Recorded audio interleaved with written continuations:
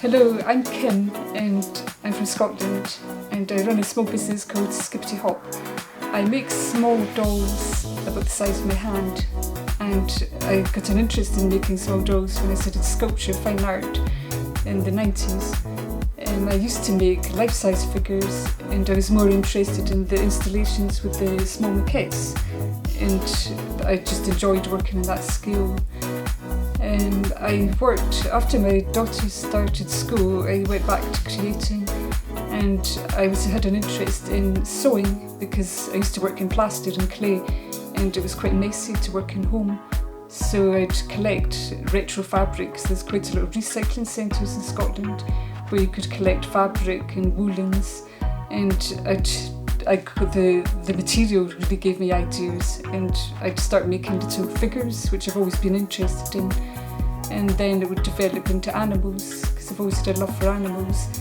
And what customers liked, I usually made like rabbits. People seem to like rabbits and mice, cute animals, and I'd make animals that suited me, that I enjoyed looking at as well. The animals are sometimes based on family and friends, and sometimes I give them to as presents to people as well.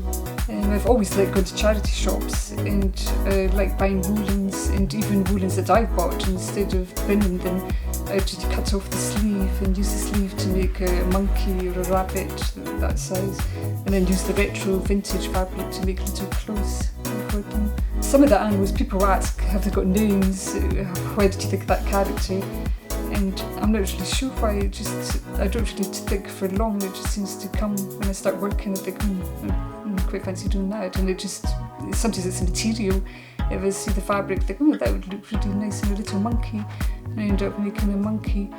But people ask, are they based on people, like family members, friends? And I suppose some are based on characteristics of my children, I suppose, but not really what they obviously look like, but more the characters.